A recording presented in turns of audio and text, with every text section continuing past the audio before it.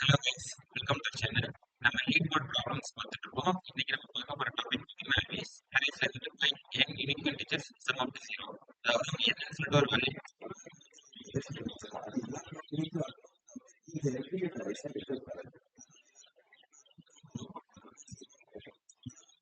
இது நம்ம எப்படி கோடிங் சால்வ் பண்ணலாம் அப்படிங்கிறது பார்த்தீங்கன்னா ஃபர்ஸ்ட் நம்ம ஆன்சர் ஈக்குவல் ஒரு லிஸ்ட் இருக்கு. இது அவுட்புட். இப்போ ஐங்கிறது ஒரு ரேஞ்ச் கொடுத்துருக்கோம். For i in range of 1, n floor to spread 2 + 1. ஏன் n ஃப்ளோர் டு ஸ்ப்ரெட் 2 கொடுத்துருக்கோம்னா இப்போ நம்ம n ஈவன் நம்பரா இருந்தா நமக்கு கரெக்டா ஆன்சரே வந்துடும். அதே ஃப்ளோர் டு ஸ்ப்ரெட் கொடுத்தா நமக்கு ரிமைண்டர் வராது. ஸோ அதுக்காக +1 கொடுத்துருக்கோம்.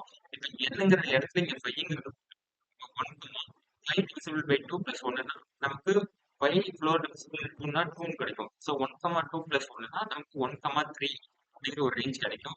அதுல நம்ம ரேஞ்ச் பண்ணும்போது பாத்தீங்கன்னா -1. ஸோ நம்ம 1, 2 மட்டும் தான் எடுத்துக்க முடியும். ஓகேங்களா? இப்ப answer dot append of answer dot append of -5. இப்ப அந்த ரேஞ்ச் 1, 2ன்னு நமக்கு இருக்கும் இல்லையா? இதுல ஆன்சர் டாட் அப்பண்ட் ஆஃப் 5னா 1 ஒரு வேல்யூ வரும், 2 ஒரு வேல்யூ வரும். மைனஸ் கொடுத்துட்டா -1 ஒரு வேல்யூ வரும், -2 ஒரு வேல்யூ வரும். ஓகேங்களா? இப்போ நமக்கு 4 வேல்யூஸ் கிடைச்சிருச்சு. நெக்ஸ்ட் இஃப் கண்டிஷன் ஒன்று எடுத்துக்கிறோம்.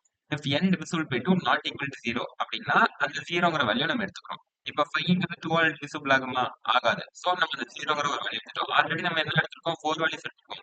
1, -1, 2, -2 ஈக்குவல் டு 0. இது எல்லாத்தையும் நம்ம ஆன்சர்ல ஆட் பண்ணோம்னு பார்த்தீங்கன்னா நமக்கு 0 கிடைக்கும். ஸோ அந்த லிஸ்ட் நமக்கு கரெக்டாக ஃபார்ம் ஆயிடும். இப்போ நம்ம சப்மிட் கொடுத்துடலாம். ஆன்சர் பார்த்தீங்கன்னா சப்மிட் ஆயிடுச்சு.